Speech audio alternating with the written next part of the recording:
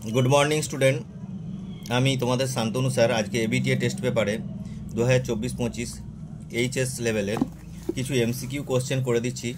Page number 270। দেখো, প্রথম প্রশ্নটা রয়েছে, যে পাললিক শিলাটি অপ্রবেশ্য তা হলো কি?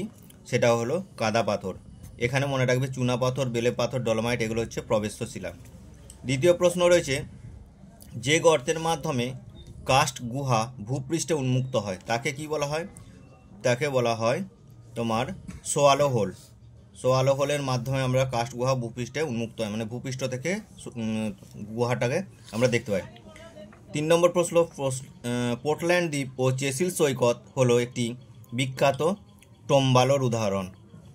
4 নম্বর কি দিয়েছে? ঝাড়খণ্ডের পাটমাহুলিয়া একটা কাস্ট টাওয়ারের উদাহরণ। 5 নম্বরের প্রশ্নটা দেখবে, সর্বাধিক নদী ঘনত্ব দেখা যায় কোথায়? না বৃক্ষরূপী যে জলনির্গম প্রণালী সেখানে হচ্ছে সবথেকে বেশি নদীর ঘনত্ব দেখা যায়। 6 নম্বর প্রশ্ন দেখো, হিউমাস অবস্থান করে মৃত্তিকার ও স্তরে, সবথেকে উপর লেভেলে যে স্তরটা থাকে তার নাম হচ্ছে ও, সেই স্তরেতেই হিউমাস অবস্থান করবে, জৈব পদার্থ বেশি থাকবে। পরে 7 নম্বর প্রশ্ন, সংকটটি মৌল রূপে চিহ্নিত করা হয় না কোনটা? আমরা জানি সংকটি মৌল বলতে এনপিকে এই 3টে মৌলকে সংকটি মৌল বলা হয়। তার মধ্যে আমরা দেখতে পাবো কি, এন মানে নাইট্রোজেন, পি মানে হচ্ছে ফসফরাস এবং কে হচ্ছে পটাশিয়াম। এর মধ্যে কি হচ্ছে, সংকটি মৌল রূপে চিহ্নিত করা হয় না ম্যাগনেসিয়ামকে। পরে উপসাগরীয় স্রোতের প্রভাবে যুক্ত ক্রান্তীয় ঘূর্ণিবাদ কি? না উপসাগরীয় স্রোতের প্রভাবে ক্রান্তীয় ঘূর্ণিবাদটির নাম হলো সাইক্লোন। বঙ্গোপসাগরে সৃষ্টি হয়। ওজোন স্তর, পরের কোশ্চেন, ওজোন স্তর সংরক্ষণ দিবস পালন করা হয় কবে? না 16ই সেপ্টেম্বর পালন করা হয় ওজোন স্তর সংরক্ষণ দিবস। নেক্সট প্রশ্ন, বজ্রপাতের দেশ কাকে বলা হয়?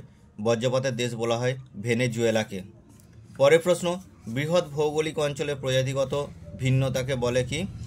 বৃহৎ অঞ্চল হলে সেটা হবে গামা হবে, গামা বৈচিত্র্য। আলফা হলে ছোট হবে, ক্ষুদ্র অঞ্চলে প্রজাতিগত বৈচিত্র্য।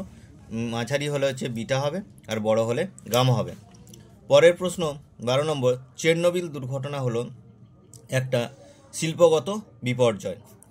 নেক্সট প্রশ্ন 13 নম্বর, উদ্যান কৃষিতে শাকসবজির চাষকে কি বলা হয়?